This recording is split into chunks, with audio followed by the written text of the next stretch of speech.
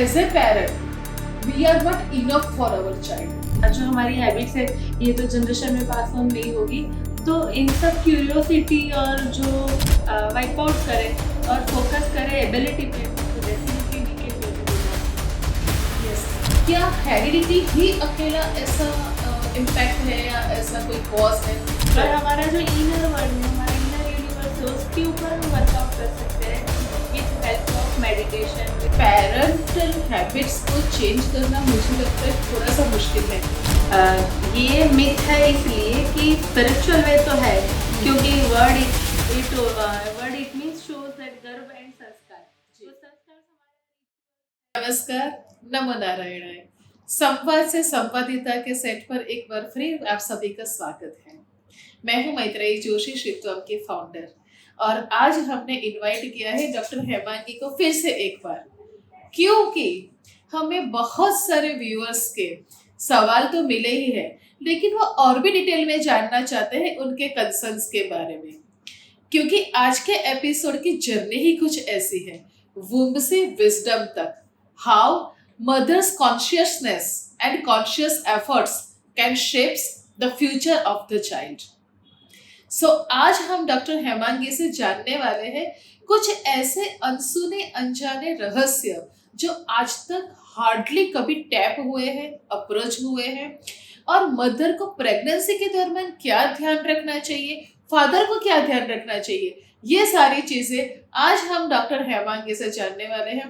Welcome doctor Hemangi again on the set of Shivatvam foundation. And हम आपको बार बार बुला रहे हैं क्योंकि हमारे व्यूअर्स चाहते हैं कि आप उनकी क्यूरियोसिटी को सेटिस्फाइड करते ही रहे। थैंक यू सो मच कि आपका और आपके व्यूअर्स से इतना अच्छा प्यार मिल रहा है जी। I am ready to share all the my knowledge which is in demand to know. Okay doctor Hemangi, जो आज सबसे पहले हमें एक जानना है, जो हमने लास्ट एपिसोड में भी बात की थी, राधा से लास्ट 2 एपिसोड से हम इस बात को कनेक्ट करते जा रहे हैं कि पेरेंट्स कभी कभी ये होता है कि जर्नी शुरू तो कर देते हैं, लेकिन उसके बाद उनकी जर्नी कहीं बीच में छूट जाती है गर्भ संस्कार की। कहीं उनके अंदर एक रिग्रेट फीलिंग आ जाता है कि as a parent we are not enough for our child. मुझे लगता है लेट कंसीविंग का भी यही एक कंसेप्ट है कि they are not thinking themselves that they are perfect for their future child. क्या गर्भ संस्कार से ऐसा कोई मेंटल शेपिंग पेरेंट का भी हो सकता है बच्चे के साथ साथ? ये चीज़ जो है वो अभी बहुत कॉमन देखने को मिल रही है कि पेरेंट्स का एक तो लेट प्लानिंग होता है जी। दूसरा वो लोग वर्किंग होते हैं, न्यूक्लियर फैमिली होती है, दे हैव सम हैबिट्स, तो उनको कहीं ना कहीं ये फील भी रहता है कि शायद ये फील जो हमारी हैबिट्स है ये तो जनरेशन में पास ऑन नहीं होगी। तो इन सब क्यूरियोसिटी और जो प्लस माइनस चीज़ें हैं लाइफ की, उसके लिए उनको लगता है कि क्या हम परफेक्ट पेरेंट्स बन पाएंगे। Perfection is not for me, it's ongoing process. Yes, right, conscious होके इमोशन से, डाइट से, आपकी एक्टिविटी से, आपके एक्टिवनेस से भी हम बच्चे को शेपिंग कर सकते हैं। तो ये स्ट्रेस और फियर को अगर हम वाइप आउट करें और फोकस करें एबिलिटी पे, तो definitely we can get a desired baby. Yes, हमने लास्ट 2 एपिसोड में कुछ जेनेटिक एनोमलीज या जेनेटिक डिसऑर्डर्स, बॉर्न डिफेक्ट्स के ऊपर भी बात की थी, जो बच्चे मेंटली थोड़े से रिटार्डेड आ जाते हैं या फिर जिनको बाद में पता चलता है कि कुछ सिंड्रोम्स है, कुछ डाउन सिंड्रोम्स है, डेवलपमेंटल इश्यूज है, बिहेवियरल डिसऑर्डर्स है, कुछ बच्चे लेट बोलना सीखते हैं, कुछ में कॉन्फिडेंस की कमी होती है। तो क्या हेरिडिटी ही अकेला ऐसा इम्पैक्ट है या ऐसा कोई कॉज है जिसकी बच्चे को मिलती है असर, या फिर एनवायरमेंटल इफेक्ट भी होता है? जेनेटिक इफेक्ट डेफिनेटली, क्योंकि फर्स्ट पॉडकास्ट में हमारी डिस्कशन हुई थी कि फादर की 12 जनरेशन और मदर की 5 जनरेशन के जीन्स इसको मिलते हैं। yes. उसके साथ साथ जो एनवायरनमेंट में पेरेंट्स सर्वाइव कर रहे हैं उसकी एक इफेक्ट है। जैसे अभी का करंट एरा है जिसके अंदर बहुत से थ्रेट अवेलेबल है, डेली कुछ ना कुछ हमें हैजार्ड के बारे में सुनने को मिल रहा है, तो उसकी एक इफेक्ट रहती है। तो उस पर अब नेचुरल जो कैलेमिटीज है उसके ऊपर तो हमारा कोई रिस्ट्रिक्शन नहीं है। हाँ, पर हमारा जो इनर वर्ल्ड है, हमारा इनर यूनिवर्स है, उसके ऊपर हम वर्कआउट कर सकते हैं with help of meditation, with some relaxation music और सम फिजिकल एक्टिविटी। तो उससे हम शेपिंग कर सकते हैं और हैजार्ड को कंट्रोल तो नहीं कर सकते पर डेफिनेटली मॉडिफाई कर सकते हैं, हाँ, और उसकी इफेक्ट है वो बच्चे तक पहुंचने में प्रिवेंट हो सकती है। That's very nice. कुछ पेरेंट्स में जो कि एक बहुत ही सेंसिटिव इश्यू है कि एडिक्शन भी देखा गया है, स्पेशली फादर में, जैसे किसी को स्मोकिंग की हैबिट है, किसी को टोबैको च्यूइंग की हैबिट है, और इसको ओवरनाइट डेफिनेटली चेंज करना मुश्किल है। कभी कभी मदर में भी ये देखा जा सकता है, तो इससे उनके स्ट्रेस हार्मोन भी ट्रिगर होते हैं। तो बच्चे पर इसका क्या इम्पैक्ट पड़ता है, और गर्भ संस्कार से पेरेंट को क्या कोई ऐसा पॉजिटिव माइंडसेट दिया जा सकता है? आपका ये जो क्वेश्चन है कि बहुत से पेरेंट्स में फादर को ऐसी हैबिट्स होती है, तो हमने जब देखा है कि अगर फादर स्मोक करता है और मदर उसके सराउंडिंग में है, तो वो पैसिव स्मोकिंग की भी बच्चे के डेवलपमेंट पे इफेक्ट होती है। तो parents should be more conscious कि हाँ, जब कोई एडिक्शन है या उस पर कंट्रोल किया जाए, या फिर जब वो कंज्यूम कर रहे हैं या उसको यूज़ कर रहे हैं, तो there must be a distance. तो ये चीज़ अगर थोड़ी कॉन्शियसली पेरेंट्स में, स्पेसिफिकली फादर ध्यान रखे, तो भी हम ये एनोमलीज को थोड़ा बहुत प्रिवेंट कर सकते हैं। एक्चुअली पेरेंटल हैबिट्स को चेंज करना मुझे लगता है थोड़ा सा मुश्किल है। तो आप कैसे उनको गाइड करते हैं कि आप उनके लिए कोई डाइट प्लान करते हैं, कोई मेंटल एक्टिविटीज, और जैसे कहते हैं ना आजकल ये वर्ड बहुत चला है, इमोशनल डिटॉक्स। हाँ, आप ऐसा कोई इमोशनल डिटॉक्स भी प्लान करते हैं उनके लिए? हर एक का अपना एक नेचर रहता है, तो उनके नेचर और उनका जो प्रोफेशन है उसके अकॉर्डिंगली हम उनको गाइड करके पूरा एक शेड्यूल बना के देते हैं। और कहीं ना कहीं उनके जो फियर, गिल्ट या जो मिथ के ऊपर उनका फोकस है, उसको करेक्ट वे में हम साइंटिफिक चीज़ एक्सप्लेन करते हैं। और ये एक नेचुरल प्रोसेस है, this is a not just movement process, it's a long duration process. तो वो जो मेंटेन रखना है शेड्यूल, उसके लिए हम उनको गाइड करते हैं। तो डेफिनेटली कि वो चीज़ अगर मेंटेन रहती है 9 मंथ की journey, it will give a tremendous effect in baby. आपने मिथ के ऊपर बात करी, इस पर से मुझे याद आया, मैंने कई लोगों से ये सुना है कि कुछ का ऐसा एक फीलिंग भी आता है कुछ कपल का कि गर्भ संस्कार जो है वो कोई रिचुअल है या कोई स्पिरिचुअल थिंग है, तो क्या हम उसे कप अप कर पाएंगे? तो ये एक्चुअली मिथ है या फैक्ट है? ये मिथ है इसलिए कि स्पिरिचुअल वे तो है, क्योंकि word it means shows that गर्भ एंड संस्कार, तो संस्कार हमारा रिचुअल्स है और स्पिरिचुअल कनेक्टिविटी डेफिनेटली है, पर एवरीथिंग इज साइंस बेस्ड। क्योंकि हम अब जो अपग्रेड हो रहे हैं उसके चलते हमारा एक थॉट रहता है कि स्पिरिचुअलिटी के साथ कनेक्ट करना, पर जब वो चीज़ साइंटिफिकली हम एक्सप्लेन करते हैं और साइंटिफिक वे में हम फॉलो करते हैं, तो वो जो हमारा फियर या जो थॉट है, जो मिथ लग रहा था, वो क्लियर हमें पता चलता है that is myth, that is not just only a ritual. सिर्फ संस्कार, पूजा पाठ, mantra chanting, that is not only can tell garbh संस्कार इट्स अ होल प्रोसेस, जिसके अंदर आपने बताया वैसे डाइट से लेके मूवमेंट, थॉट, इमोशनल डिटॉक्स और music, reading, it's all the compact things which have its own effect on the unborn child. So ये पूरा एक कॉम्प्रिहेंसिव फॉर्मेशन है जिससे 9 महीने का एक पूरा जर्नी चलता है पेरेंट्स का टुगेदर। हाँ, टुगेदर।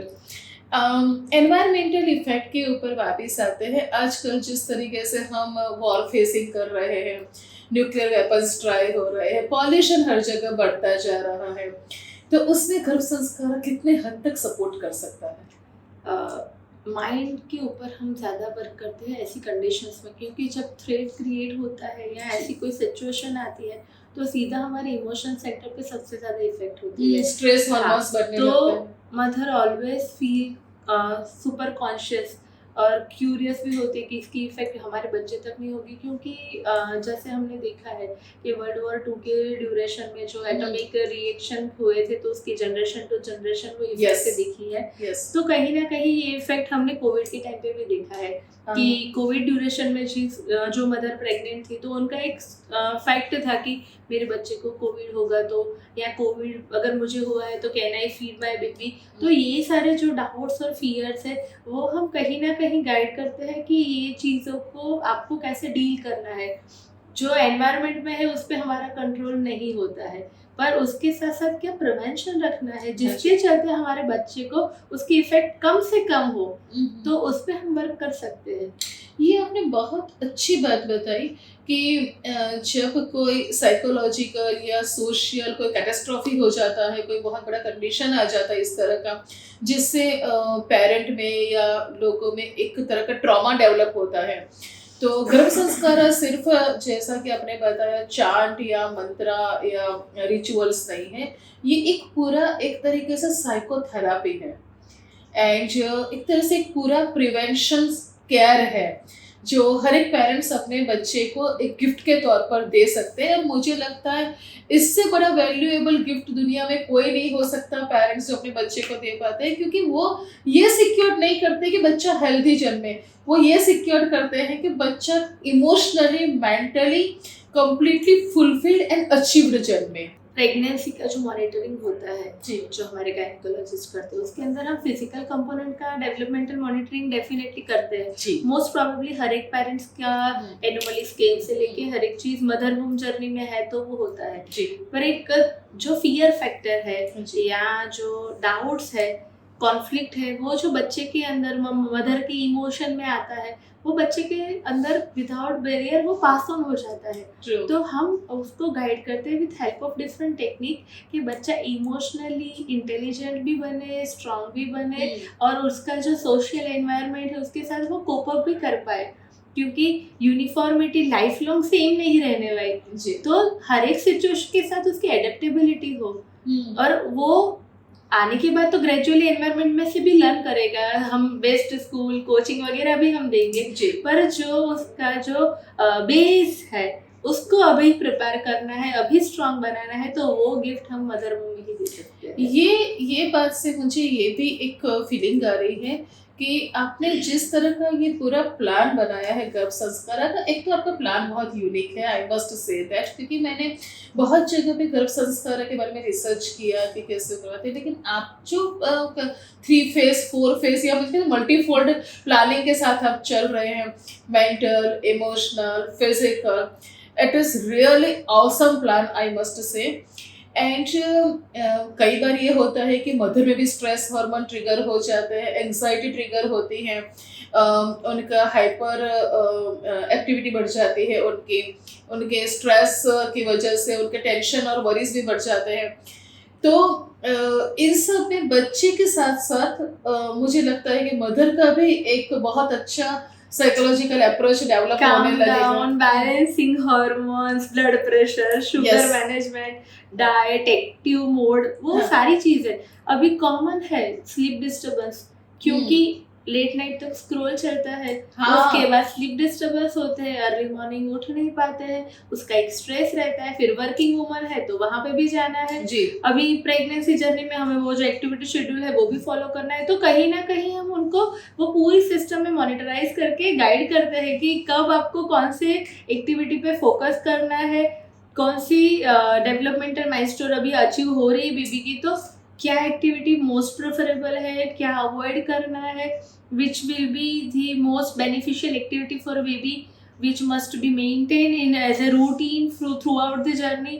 प्राणायाम का क्या इम्पोर्टेंस है, मेडिटेशन क्यों करना है, कौन सी टाइम पे क्यों ये चीज ही खानी ज्यादा जरूरी है, राइट? हर एक का अपना एक इम्पैक्ट है। आज से पहले जब तक मुझे पता है कि आज से 10 to 15 years ago घर में ही जब मदर इन लोग कुछ बताती है, बहू उसको फॉलो करती है। अब न्यूक्लियर फैमिली है, वर्किंग वूमन है, तो उसके चलते ये सारा फॉलोएशन कहीं ना कहीं मिस हो रहा है। और जैसे जैसे एडवांसमेंट हो रहा है तो टेक्नोलॉजी का मैक्सिमम बेनिफिट ले, और जब साइंस वो चीज़ को मानने भी लगी है तो उसका बेनिफिट लेना मेरे हिसाब से बेस्ट आपने है। न्यूक्लियर फैमिली का पॉइंट बताया, ये तो एक बहुत अच्छा पॉइंट है। और एक दूसरा भी मेरे जो मन में आ रहा है, आजकल सिंगल पेरेंट का भी एक डेवलपमेंट चल रहा बढ़ है। जाए, ट्रेंड चल रहा है, जहाँ पे मदर फादर के इन्वॉल्वमेंट के बगैर भी सिंगल मदर बनना पसंद करती हैं। तो उनके लिए तो गर्भ संस्कार it's real gem like thing कि जहाँ पे उनका दूसरा पार्टनर उनके साथ नहीं है, तो अकेले बच्चे को मैनेज करना है, तो नेचुरली एक साइलेंट या पैसिव स्ट्रेस आता ही है। उसके लिए तो गर्भ संस्कार एक कॉप अप मैनेजमेंट जैसा है। तो it's really a good thing अगर पेरेंट्स इस बात को फॉलो कर पाते हैं। श्रीत्वम हमेशा ये कोशिश करता है कि हम अलग अलग क्षेत्र के दिग्गजों को यहाँ पर लाकर उनको यहाँ पे इनवाइट करके उनके कंट्रीब्यूशन, उनके ड्रीम, उनके अचीवमेंट को मैक्सिमम लोगों तक पहुंचा सके। डॉक्टर हेमांगी ने हमारे सामने एक ट्रेजर ओपन कर दिया है। इतने सटल मोड में और इतने सटल डीपन लेवल पे उन्होंने गर्भ संस्कार के प्रोसेस की बात की है कि शायद ही कोई कपल होगा जो उनको सुनने के बाद, अगर वो बेबी प्लान कर रहे हैं, अगर वुड बी पेरेंट है या ऑलरेडी मदर ने कंसीव कर लिया है, तो वो डेफिनेटली गर्भ संस्कार के प्रोसेस में एंटर होना चाहेंगे, अपने बच्चे को एक सिक्योर फ्यूचर देना चाहेंगे, क्योंकि समय बदलता जा रहा है और समय के साथ हमें भी बदलना जरूरी है। हम आपकी क्यूरियोसिटी, आपकी जिज्ञासा का इंतजार करेंगे। यदि आपकी जिज्ञासा वैदिक है, सनातन धर्म से जुड़ी हुई है, तो ऐसे कई सारे रहस्यों को आगे भी हम लेकर आते रहेंगे। तब तक जुड़े रहिए श्रीत्वम फाउंडेशन के साथ। हमें लाइक, सब्सक्राइब, फॉलो करिए और जानिए आपकी क्या मंशा है। हम उन चीज़ों को आपके लिए लेकर आते रहेंगे। नमो नारायण।